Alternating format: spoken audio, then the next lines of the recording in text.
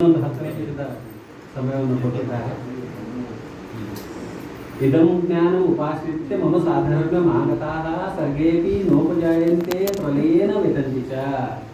ಅಂದರೆ ಈ ಜ್ಞಾನವನ್ನು ಯಾರು ಪಡಿತಾರೆ, ಈ ತ್ರಿಗುಣಗಳ ಜ್ಞಾನ, ಈ ಜ್ಞಾನವನ್ನು ಯಾರು ಪಡಿತಾರೆ, ಸರ್ಗೇಪಿ ಹುಟ್ಟುವಾಗ ಅಥವಾ ದೇಹ ಬಿಡುವಾಗ ಅವರಿಗೆ ಯಾವ ಥರದ ದುಃಖವೂ ಆಗುವುದಿಲ್ಲ.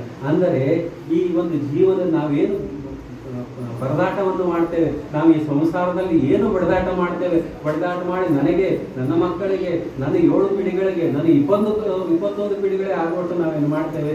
ಭಗವಂತ ಹೇಳ್ತಾ ಇದ್ದಾನೆ, ಆ ದಂಡೆಯನ್ನು ಎಷ್ಟು ವ್ಯಥೆ ಪಡ್ತೀಯ, ಆ ವ್ಯಥೆಯನ್ನು ಬಿಟ್ಟು ಸರ್ಗೇಕಿ ನೋಪಜಾಯಂತಿ, ಈ ಜ್ಞಾನವನ್ನು ತಿಳಿದುಕೊಂಡ್ರೆ ಸಾಕು, ಮತ್ತೆ ಹುಟ್ಟುವಾಗ ನಿನಗೆ ಯಾವ ದುಃಖವೂ ಇಲ್ಲ, ಈ ದೇಹ ಬಿಡುವಾಗ ಯಾವ ದುಃಖವೂ ಇಲ್ಲ.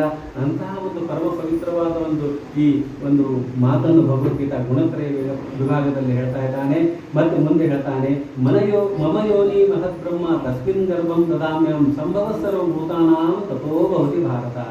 ಅಂದರೆ ಮಮಯೋನಿ ಅಂದರೆ ನನ್ನ ಕಾರಣ, ನನಗೆ ಕಾರಣರಾದವಳು ಮಹಾಲಕ್ಷ್ಮೀ ದೇವಿ, ಪ್ರಕೃತಿ ದೇವಿ. ನನಗೆ ಕಾರಣಗಳಾದ ಈ ಮಹಾಲಕ್ಷ್ಮಿಯಲ್ಲಿ ನಾನು ಇಡೀ ಬ್ರಹ್ಮಾಂಡವನ್ನು ಸೃಷ್ಟಿ ಮಾಡ್ತೇನೆ. ಯಾರಿಂದ ಸೃಷ್ಟಿ ಮಾಡ್ತೇನೆ? ಈ ಕೇವಲ 3 ಗುಣಗಳು. ಈ 3 ಗುಣಗಳನ್ನು ಡಿಪಾರ್ಟ್ಮೆಂಟ್ ಮತ್ತೆ ಬೇರೆ, ಅಂದರೆ ಶ್ರೀದೇವಿಗೆ ಒಂದು ಡಿಪಾರ್ಟ್ಮೆಂಟ್, ಭಗವಂತನ ಆ ದೇವತೆಗಳ ಡಿಪಾರ್ಟ್ಮೆಂಟು, ಅಥವಾ ಈ ಭೂದೇವಿಗೆ ಭೂಮಿಯ ಒಂದು ಡಿಪಾರ್ಟ್ಮೆಂಟು. ಅಂದರೆ ಈ ಬೇಳೆ ಕೊಡ್ತದೆ, ಜೋಳ ಕೊಡ್ತದೆ, ಇದು ಎಲ್ಲ ತಾಯಿಗೆ ಸಮಾನ. ಇದು ಅಂದರೆ ನಮ್ಮನ್ನು ಪಾಲನೆ, ಪೋಷಣೆ ಹಾಗೂ ಮತ್ತೆ ಬ್ಯಾಲೆನ್ಸ್ ಮಾಡೋದಕ್ಕೆ ದುರ್ಗಾದೇವಿಯ ರೂಪ. ಅಂದರೆ 3 ರೂಪಗಳಲ್ಲಿ ಈ ಕೆಲಸವನ್ನು ಕೊಟ್ಟು ತಾನು ಮತ್ತೆ ಬೇರೆಯಾಗಿ ನಿಂತು ಲೋಕಾಧ್ಯಕ್ಷನಾಗಿ ಆ ಪ್ರಕೃತಿಗೆ ಮೀರಿದ ತತ್ವನಾಗಿ ಭಗವಂತ ನಾನು ನಿಲ್ಲಿಸಿದ್ದಾನೆ. ಅಂತಹ ಪವಿತ್ರವಾದ ಒಂದು ಮಾತನ್ನು ಶ್ರೀ ಭಗವಂತ ತನ್ನ ಮುಖದಿಂದ ಹೇಳ್ತಾ ಇದ್ದಾನೆ.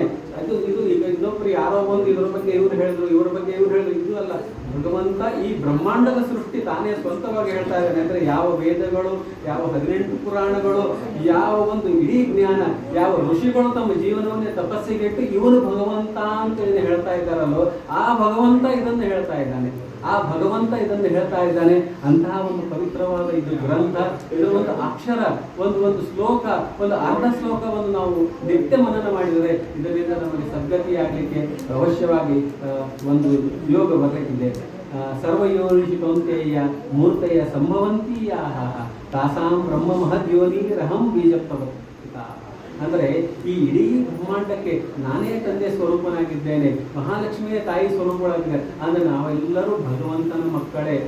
ಯಾರ್ಯಾರು ನಾವು ಎಲ್ಲೆಲ್ಲಿದ್ದೀವಿ, ಸ್ವರ್ಗಾದಿಗಳಲ್ಲಿ ದೇವತೆಗಳಾಗಿರಬಹುದು, ಭೂಮಿಯಲ್ಲಿ ಆಗಿರಬಹುದು, ಅಥವಾ ತಿರಿಯ ಯೋನಿಗಳಲ್ಲಿ ಪ್ರಾಣಿಗಳಾಗಿರಬಹುದು, ಎಲ್ಲವೂ ಯಾರ್ಯಾರು ಏನೇನಿದೆ ಎಲ್ಲವೂ ತಂದೆ ಭಗವಂತನೇ, ತಾಯಿ ಮಹಾಲಕ್ಷ್ಮೀ ದೇವಿ.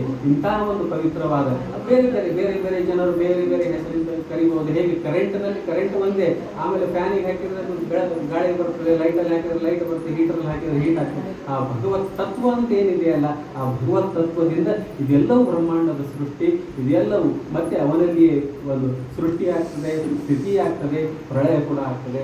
ಅಂತ ಒಂದು ಈ ಗ್ರಂಥ, ಈ ಗುಣತ್ರಯ ವಿಭಾಗ ಯೋಗದಲ್ಲಿ ಭಗವಂತ ಹೇಳ್ತಾ ಇದ್ದಾನೆ. ಆಮೇಲೆ ಹೇಳ್ತಾನೆ, ಸತ್ವಂ ರಜಸ್ತಮ ಇತಿ ಗುಣ ಪ್ರಕೃತಿ ಸಂಭವಾಹ ನಿಬದ್ಧಂತಿ ಮಹಾಬಾಹೋ ದೇಹೇ ದೇಹಿನಂ ಅವ್ಯಯಂ. ಅಂದರೆ ಈ 3 ಗುಣಗಳಿಂದ ಮನುಷ್ಯನನ್ನು ಕಟ್ಟಿ ಹಾಕಿದ್ದೇನೆ ನಾನು. ಅಂದರೆ ಬೇರೆ ಮನುಷ್ಯರಿಗೆ ಈ ಚೈತ್ರ ಹಾಕಿದರೆ ಅವನು ವೇಸ್ಟ್ ಫೆಲೋ, ಯೂಸ್ಲೆಸ್ ಫೆಲೋ. ಯಾಕೆ ಅವನು ಯೋಗ್ಯತೆನೇ ಅಷ್ಟು. ಈ ಒಂದು ಕ್ವಾಲಿಟಿ ಇದೇನಿದೆ ಅಲ್ಲ, ಇದು ಭಗವಂತನ ಕ್ರಿಯೆ, ಇದು ಪ್ರಕೃತಿಯ ಕೆಲಸ. ಅಥವಾ ಇವನು ಬಹಳ ತುಂಬಾ ಒಳ್ಳೆಯ ಮನುಷ್ಯರೇ, ಇದೇನಿದೆ ಅಲ್ಲ, ಇದು ಭಗವಂತನ ಒಂದು ಕ್ರಿಯೆ, ಅಂದರೆ ಆ ಪ್ರಕೃತಿಯ ಕ್ರಿಯೆ. ಅಂದರೆ ಬಂಧನದಲ್ಲಿ ಇಟ್ಟಿದ್ದಾರೆ ಭಗವಂತ ನಮಗೆ. ನಾವೇನು ಹೇಳ್ತೇವೆ, ಎಲ್ಲ ನಮ್ಮ ಕೈಯಲ್ಲಿದೆ, ನಾವು ನನ್ನ ಹಣೆಬಾರ ಚೇಂಜ್ ಮಾಡ್ತೇನೆ. ಯಾರು ಇಲ್ಲಿವರೆಗೂ ಯಾವ ಹಣೆಬಾರ ತನ್ನನ್ನು ಚೇಂಜ್ ಮಾಡಿಕೊಂಡಿಲ್ಲ, ಯಾರು 100 ವರ್ಷಕ್ಕಿಂತ ಜಾಸ್ತಿ ಬದುಕಿದವರಿಲ್ಲ, ಯಾರು ಮುಪ್ಪನ್ನು ತಡೆದವರಿಲ್ಲ, ಯಾರು ಕೂದಲು ಬಿಳಿಯಾಗುವುದು ತಡೆದವರಿಲ್ಲ, ಯಾರು ಹಲ್ಲು ಬಿಡುವುದು ತಡೆದವರಿಲ್ಲ.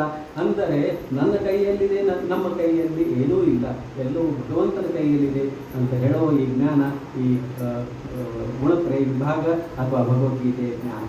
ಅಂದರೆ ಭಗವಂತ ಸ್ವಂತ ತಾನೇ ನಿಂತು, ನಾವೆಲ್ಲರೂ ಭಗವಂತನ ಮಕ್ಕಳು, ನಾವೆಲ್ಲರೂ ಈ ಪವಿತ್ರ ಭೂಮಿಯಲ್ಲಿ ಹುಟ್ಟಿದ, ನಾವೆಲ್ಲರೂ ಈ ಹನುಮಂತನಂತ ಒಂದು ಸತ್ಕ್ಷೇತ್ರದಲ್ಲಿ ಬಂದು ಈ 2 ಮಾತುಗಳನ್ನು ಆಡ್ತಾ ಇದ್ದೇವೆ. ಅಂದರೆ ನಮಗೆ ಯಾವುದೋ ಒಂದು ಜನ್ಮದ ಕ್ರಿಯೆ, ಯಾವುದೋ ಒಂದು ಜನ್ಮದ ಒಂದು ಸಣ್ಣ ಕಾರ್ಯ ಭಗವಂತನಿಗೆ ಹಿಡಿಸಿದೆ. ಅದಕ್ಕೆ ನಮ್ಮ ಎಲ್ಲರಿಗೂ ಹನುಮಂತ ದೇವರು ತನ್ನ ಎದುರಿನಲ್ಲಿ ಕೂಡಿಸಿಕೊಂಡು ಇದು ಒಂದು ಮಚ್ಚಿತ್ತ ಮದ್ಗತ ಪ್ರಾಣ ಬೋಧಯಂತ ಪರಸ್ಪರಮ ಕಥಂತೈಶ್ಚಿ ಮಾಂ ನಿತ್ಯಂ ತುಷ್ಯಂತಿ ಚರಮಂತಿ ಚ.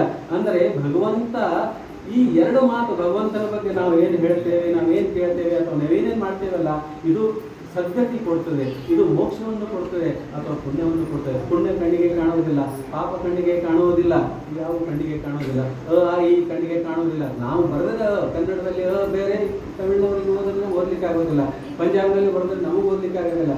ಅಂದರೆ ಇವಕ್ಕೆ ಯಾವಕ್ಕೂ ವರ್ಣಕ್ಕೂ ಏನೋ ಒಂದು ಸ್ಥಿರವಾದ ಒಂದು ಸ್ಟ್ರಕ್ಚರ್ ಅಥವಾ ಆಕಾರ ಇಲ್ಲ. ಇವೆಲ್ಲವೂ ನಾವು ಕೊಟ್ಟಿರೋದು. ಅಂದರೆ ಭಗವಂತ ಏನು ಕೊಡ್ತಾನೆ ಅದು ಅವ್ಯಕ್ತ. ದೇವರೆಲ್ಲ ದೇವರಿಲ್ಲ ಅಂದ್ರೆ ಇದೆ, ಆ ಇದೆ, ಈ ಇದೆ, ಅಕ್ಷರಗಳಿವೆ, ವರ್ಣಗಳಿವೆ, ಧ್ವನಿಗಳಿವೆ. ಇವೆಲ್ಲವೂ ಭಗವಂತನ ಕ್ರಿಯೆ. ಅವು ಯಾವ ಕಣ್ಣಿಗೆ ಕಾಣಿಸೋದಿಲ್ಲ. ಈ ಶಬ್ದ ಇದು ಬಂತು, ಇದು ಬರೀಲಿಕ್ಕಾಗೋದಿಲ್ಲ, ನಾವು ಬರೀಲಿಕ್ಕೆ ಆಗೋದಿಲ್ಲ. ಈ ಶಬ್ದವನ್ನು ಯಾರೂ ಬರೀಲಿಕ್ಕೆ ಆಗೋದಿಲ್ಲ. ಟಕ್ ಅನ್ಬೋದು, ಇನ್ನೊಬ್ಬರು ಪಟ್ ಅನ್ಬೋದು, ಇನ್ನೊಂದೇನು ಅದು ಬರೀಲಿಕ್ಕೆ ಸಾಧ್ಯ ಇಲ್ಲ. ಅಂದರೆ ಇದು ವರ್ಣಾತ್ಮಕವಾದ ಪ್ರಪಂಚ, ಧ್ವನ್ಯಾತ್ಮಕವಾದ ಪ್ರಪಂಚ. ಇಡೀ ಪ್ರಪಂಚ, ಇಡೀ ಬ್ರಹ್ಮಾಂಡವನ್ನು ಭಗವಂತ ತಾನು ತನ್ನ ಒಂದು ಮಾಯೆಯಿಂದ ಲೀಲೆಯಿಂದ ಸೃಷ್ಟಿ ಮಾಡಿದ್ದಾನೆ. ಅಂತಹ ಪರಮ ಪವಿತ್ರವಾದ ಗ್ರಂಥ ಇದು. ಅಂದರೆ ಯಾರಲ್ಲಿ ಸತ್ವಗುಣ ಇದೆ, ಅಂದರೆ ರಜೋಗುಣ ಮತ್ತು ತಮೋಗುಣವನ್ನು ಒತ್ತಿಟ್ಟಿದ್ದಾರೆ, ಅಥವಾ ಅವು ನಿಷ್ಕ್ರಿಯವಾಗಿವೆ, ಅಥವಾ ಶ್ರೀದೇವಿ ತತ್ವ ಜಾಸ್ತಿ ಆಯಿತು ಅಥವಾ ಸಾತ್ವಿಕ ತತ್ವ ಜಾಸ್ತಿ ಆಯಿತು, ಇದರರ್ಥ ಭೂದೇವಿ ಮತ್ತು ದುರ್ಗಾದೇವಿ ಸೈಲೆಂಟ್ ಆಗಿದ್ದಾರೆ. ತಾಮಸಿಕ ಗುಣ, ಈ ನನಗೆ ನಾನು ಮಗನಿಗೆ ಹೋಗಿ ಹೊಡಿತೇನೆ, ತಾಮಸಿಕ ಗುಣ ಬಂತು ನನ್ನಲ್ಲಿ. ತಾಮಸಿಕ ಗುಣ ಪ್ರವೃತ್ತಿ ಆದರೆ ಸತ್ವ ಮತ್ತು ರಜ ಇವು ನಿಷ್ಕ್ರಿಯ ಆಗ್ತವೆ. ಅಂದರೆ ಶ್ರೀದೇವಿ ಮತ್ತು ಭೂದೇವಿ ಇವು ನಿಷ್ಕ್ರಿಯ ಆಗಿಬಿಡ್ತಾವೆ. ಅದೇ ಥರ ತಮೋಗುಣದ ವ್ಯಾಪಾರ, ತಮೋಗುಣ ಜಾಸ್ತಿ ಹಿಂಸಕ ಪ್ರವೃತ್ತಿ ಬಂದ್ಬಿಡ್ತವೆ. ರಜೋಗುಣ ಜಾಸ್ತಿ ಅಂದರೆ ಒಂದು ಮನುಷ್ಯ ಸಂಸಾರಿಕ ವಿಷಯಗಳಲ್ಲಿ ಲೋಲುಪ್ತನಾಗಿಬಿಡ್ತಾನೆ. ಅದೇ ಥರ ಸಾತ್ವಿಕ ಗುಣ ಜಾಸ್ತಿ ಆದರೆ ಇವೆರಡು ನಿಷ್ಕ್ರಿಯ ಆಗಿಬಿಡ್ತವೆ. ಮನುಷ್ಯನ ಸಾತ್ವಿಕ ಅಂದರೆ ನಾವು ಪೂಜೆ ಮಾಡಬೇಕು, ಧರ್ಮ ಮಾಡಬೇಕು, ಯಾವುದೋ ದೇವರ ಪುಸ್ತಕ ಓದಬೇಕು, ಯಾವುದೋ ಗುಡಿ ಗುಂಡಾರಕ್ಕೆ ಹೋಗ್ಬೇಕು, ಯಾವುದೋ ಒಂದು ಕೆಲಸ ಮಾಡಬೇಕು, ಈ ಥರದ ಒಂದು ಮನಸ್ಥಿತಿ ಬರ್ತದೆ. ಇದು ಎಲ್ಲವೂ ಭಗವಂತನ ವ್ಯಾಪಾರ ಅಥವಾ ಈ ತ್ರಿಗುಣದ ವ್ಯಾಪಾರ. ಭಗವಂತ ಇದರಲ್ಲಿ ಹೇಳ್ತಾನೆ, ಈ ತ್ರಿಗುಣವನ್ನು ಮೆಟ್ಟಿ ನಿಲ್ವಿ, ಆಗ ನನ್ನ ಹತ್ರ ಬರ್ತೀರಾ. ನನ್ನ ಹತ್ರ ಬಂದರೆ ಅಂದರೆ ನೈಷ್ಕರ್ಯಂ ನಿರ್ವೇದಂ ಏನು ಹೇಳ್ತೀವಲ್ಲ, ಅಂದರೆ ನೈಷ್ಕರ್ಮ್ಯ ಅಂದರೆ ಇದೆಲ್ಲ ತ್ರಿಗುಣ, ಇದನ್ನು ಎಲ್ಲರೂ ದಾಟಿ ನಾವು ಯಾವಾಗ ನಿಲ್ತೇವೆ ಆಗ ಭಗವತ್ ತತ್ವದಲ್ಲಿ ನಾವು ನಿಲ್ತೇವೆ. ಅಥವಾ ಇದೇನು ಬೇರೆ ಬೇರೆ ಏನೇನು ಇದೆಯಲ್ಲ ಇದನ್ನು ನಾವು ಯಾವಾಗ ಮೆಟ್ಟಿ ನಿಲ್ತೇವೆ ಆಗ ನಾವು ನೈಷ್ಕರ್ಮ್ಯ ಅಂದರೆ ನಿರ್ಗುಣ ಭಗವಂತ. ನಿರ್ಗುಣ ಅಂದರೆ ಈ ಗುಣಗಳು ಸತ್ವ ರಜ ತಮ ಮೂರು ಗುಣ ಇದನ್ನು ಮೆಟ್ಟಿ ನಿಲ್ಲುವುದು. ಈ ಮೂರು ಗುಣಗಳನ್ನು ಮೆಟ್ಟಿ ನಿಂತಾಗ ನಾವು ನಿರ್ಗುಣವಾಗ್ತೇವೆ ಅಂದರೆ ನಮ್ಮಲ್ಲಿ ಆ ಭಗವತ್ವತ್ತು ಬರ್ತಾ ಇದೆ. ಹೇಗೆ ಒಂದು ಕಬ್ಬಿಣದಲ್ಲಿ ಹೀಟ್ ಮಾಡಿದರೆ ಬೆಂಕಿ, ಅದು ಬೆಂಕಿ ಅಂತ ಕಾಣಿಸ್ತದೆ, ಅದು ಬೆಂಕಿ ಅಲ್ಲ. ನೀರಿನಲ್ಲಿ ಹಾಕಿದ್ರೆ ಮತ್ತೆ ಕಬ್ಬಿಣ ಬೇರೆ, ಬೆಂಕಿ ಬೇರೆ. ಆದರೆ ಕಾಸ್ತಾ ಇದ್ರೆ ಅದರಲ್ಲಿ ಬೆಂಕಿ ತತ್ವ ಬಂದುಬಿಡ್ತದೆ. ಅಂದರೆ ಅದು ಕಬ್ಬಿಣದ ಉಂಡೆದು ಬೆಂಕಿ ಉಂಡೆ ಥರನೇ ಕಾಣುತ್ತೆ. ಅಂದರೆ ಮನುಷ್ಯ ಸತ್ವ ಜಾಸ್ತಿ ಆದಾಗ ನಾವು ಯಾಕೆ ಜ್ಞಾನಿಗಳಿಗೆ, ಮಹಾತ್ಮರಿಗೆ, ಸಂತರಿಗೆ ಹೋಗಿ ಅಡ್ಡ ಕಾಲು ಬೀಳ್ತೀವಿ ಅಂದರೆ ಅವರು ಕಬ್ಬಿಣ ಇದ್ದಂತೆ ಆ ಭಗವತ್ ತತ್ವ ಬೆಂಕಿಯಂತೆ ಮಾಡಿಬಿಡ್ತದೆ ಅವರಿಗೆ. ಅದಕ್ಕೆ ಅವರಿಗೆ ದೂರದಿಂದಲೇ ನಾವು ನಮಸ್ಕಾರ ಮಾಡ್ತೇವೆ. ಅದು ನೀರಲ್ಲಿ ಹಾಕಿದ್ರೆ ಮತ್ತೆ ಇದಾಗ ಅಂದರೆ ಜ್ಞಾನಿಗಳು ಅವರು ಹಾಗೆ ತಪ್ಪರೆ ಮತ್ತೆ ಕಬ್ಬಿಣದಂತೆ ಆಗ್ತಾರೆ. ಸತತವಾಗಿ ಭಗವಂತನಲ್ಲಿ ನಿಂತರೆ ಅವರು ಸಾತ್ವಿಕರಾಗ್ತಾರೆ. ಅಂಥ ಜ್ಞಾನಿಗಳಿಗೆ ನಾವು ಅಡ್ಡ ಬೀಳ್ತೇವೆ, ಅವರಿಗೆ ನಮಸ್ಕಾರ ಮಾಡ್ತೇವೆ, ಅವರಿಗೆ ಜ್ಞಾನ ಭಿಕ್ಷೆ ಕೇಳ್ತೇವೆ ಅಥವಾ ಮಂತ್ರಾಕ್ಷತೆ ಕೇಳ್ತೇವೆ, ಆಶೀರ್ವಾದ ಕೇಳ್ತೇವೆ. ಯಾಕೆಂದ್ರೆ ಅವರು ಅದು ಕಾಯ್ದ ಕಬ್ಬಿಣ ಇದ್ದಂತೆ.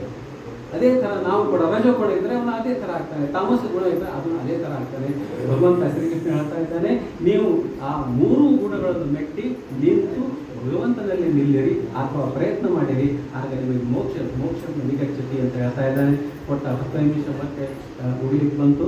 ಹೀಗಾಗಿಬಿಟ್ಟು ಇವತ್ತಿನ ಒಂದು ಪ್ರವಚನ ಸೇವೆಯನ್ನು ಸಾಕ್ಷಾತ್ ಭಾರತೀಯ ರಮಣ ಪ್ರಾಣೋದಕ ಶ್ರೀ ಕೃಷ್ಣಾರ್ಪಣವನ್ನು ಕೃಷ್ಣನಿಗೆ ಅರ್ಪಣೆ ಮಾಡಿ ಎಲ್ಲರಿಗೂ ನಮಸ್ಕಾರ.